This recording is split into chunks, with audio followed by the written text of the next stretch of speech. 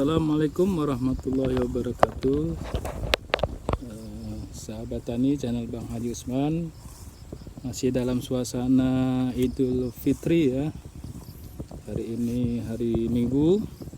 Saya mengucapkan permohonan maaf minal aidin wal faizin ke sahabat semua ya. Kali ini saya akan membagikan ya permasalahan utama bagi kita pekebun tanaman durian. Bagaimana saya mengatasinya?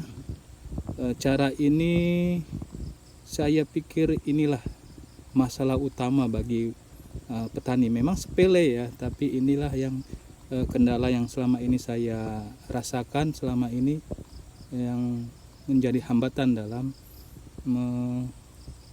menanam tanaman durian. Berikut liputannya.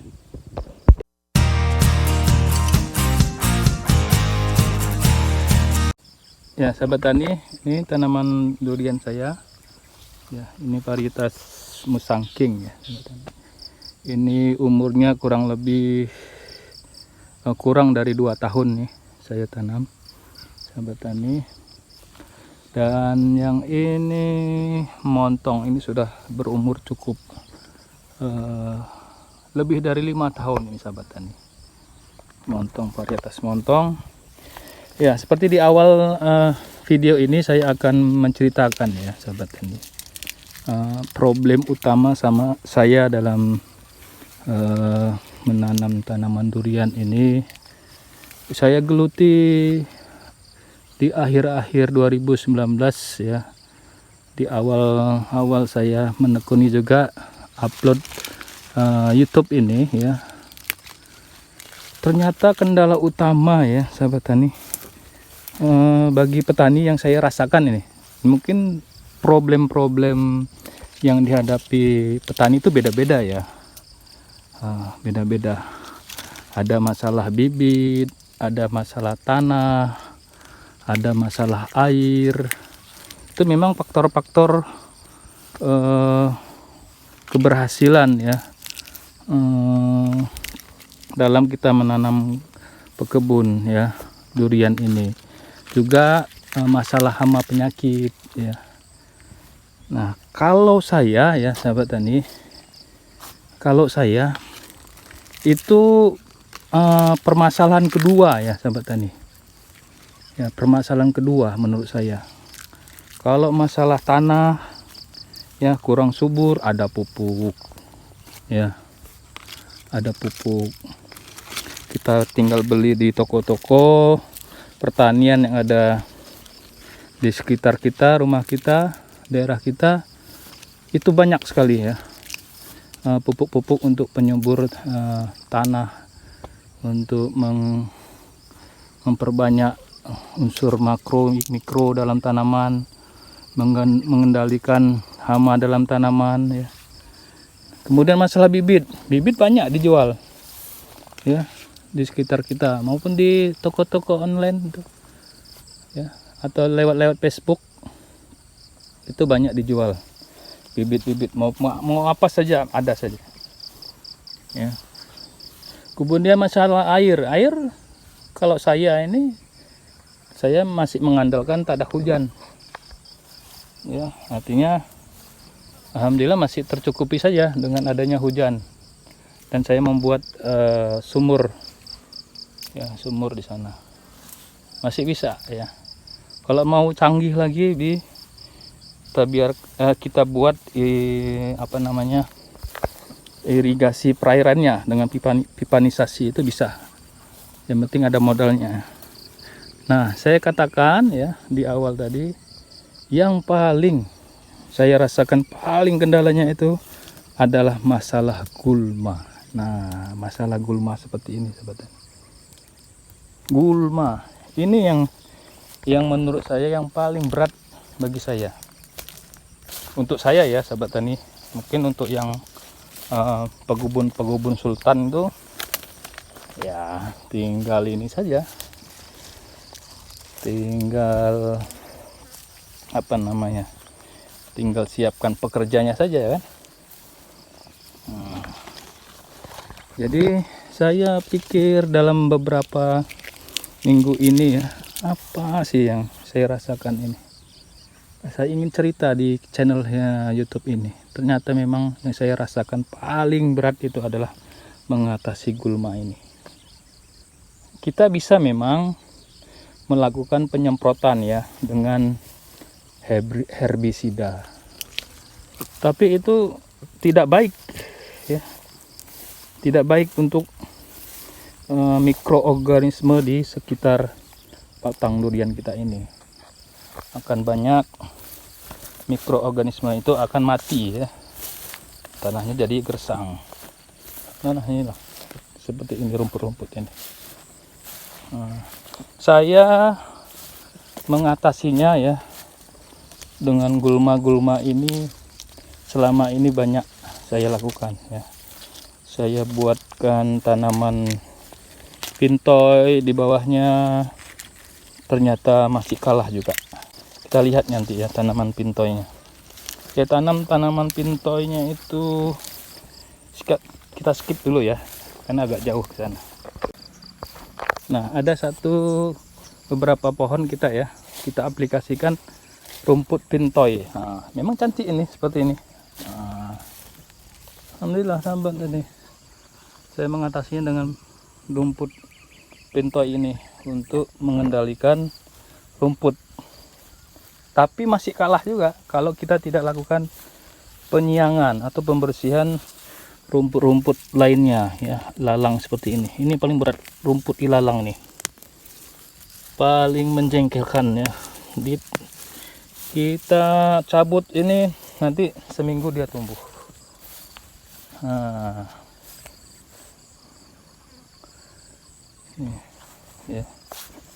Kemarin ini saya tanami juga, pintoynya kalah. Nah ini masih menang pintoynya. Pil full ya, pil full satu menutupi kanopi dari tanaman durian kita. Jadi saya mau berpikir keras juga untuk mengatasinya ini dengan cara mau tidak mau yang paling aman itu yaitu menggunakan ini sahabat tani. Nah, senjata andalan saya nih,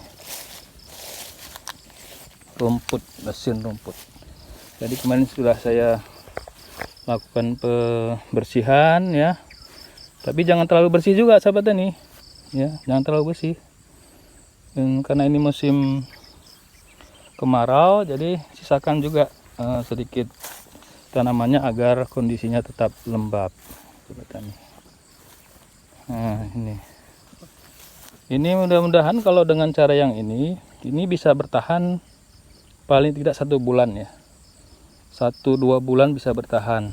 Kita biarkan rumputnya tidak terlalu tinggi. Ini varietas bawor nih ya, saya beli bawor nih dulu kaki 4 ya catatan nih, tapi saya potong, ini kurang bagus, ini potong jadi kaki 3. Ini bawor, alhamdulillah yang ini. Kalau ada sedikit hama gampang kan kita, tapi yang paling ini rumput paling membuat kita jadi malas jadinya ya. Menjadi tidak enak melihat rumput ya. Jadi pembersihan untuk mekanik dengan mesin tadi, usahakan di luar tajuk kita bersihkan. Nah, seperti ini. Alhamdulillah, ini sahabat tani. Pemupukan penyemprotan rutin seminggu sekali ya, dan rumputnya kita basmi dengan ini, sedikit tenaga lah ya. Kalau dia rumputnya bisa ya, ini ya, kalau bisa teratasi, saya bisa katakan gini ya, ini teori saya ya sahabat tani, mungkin yang lain bisa beda. Nah, menurut teman-teman yang pakar-pakar yang punya kebun sultan, saya ini kan hanya hiburan saja. 50% ya, 50% kita bisa mengatasi rumput, itu berarti kita sudah menyelesaikan 50% permasalahan tanaman durian. Ya, dan apa? Di rumput ini semuanya akan ada masalah. Ya, pertumbuhan duriannya terganggu, hamanya, ya. Kalau kita biarkan ini, hamanya akan menjadi inang, ya. Pertumbuhan hama. Ya, hama. Ya. Kemudian pastinya kebun kita tidak maksimal. Memang secara habitatnya memang durian itu, ya sahabat tani, tumbuh berkembangnya di hutan. Ya, di hutan. Tapi kan ini beda, ini di hamparan. Kalau di hutan itu tidak perlu ada pemupukan. Ya, dia akan simbiosis mutualismenya akan terjadi di situ. Ya, di hutan. Ya, kalau dia tumbuh dengan ditanam dengan biji, pasti tidak perlu pupuk, tidak perlu kita bersihkan, ya kan? Dia akan tumbuh sendiri secara alami. Tapi ini karena di hamparan, ini menjadi problem. Ya, problem utamanya 50% itu ada di rumput. Cara keduanya mengatasi rumput, saya menggunakan herbisida, tetap herbisida ya. Saya nih. Menurut saya ya, bisa juga dengan herbisida kimia atau herbisida alami. Alami kita gunakan garam, ya, atau yang organik lainnya itu banyak dijual di toko-toko online. Tapi saya menggunakan herbisida kimia, ya. Kadang-kadang saya menggunakan garam juga. Saya gunakan, mohon maaf ini menyebutkan merek ya. Saya membelikan herbisida kontak ya, Gramaxom itu banyak ya, yang lain-lainnya, dan saya mix dengan Roundup sedikit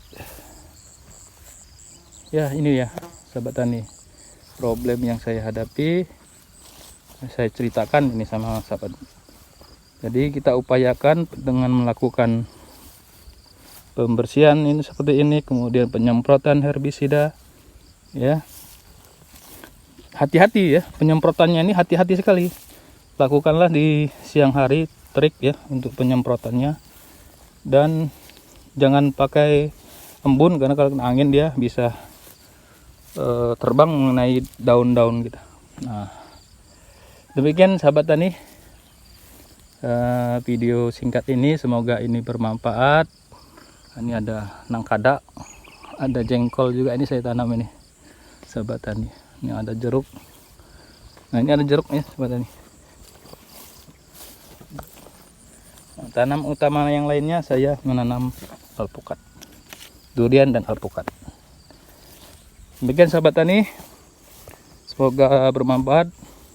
Wassalamualaikum warahmatullahi wabarakatuh. Semua berkah semua untuk kita semua. Minal aidin wal faizin, tabarakallahu minkum minna wa minkum.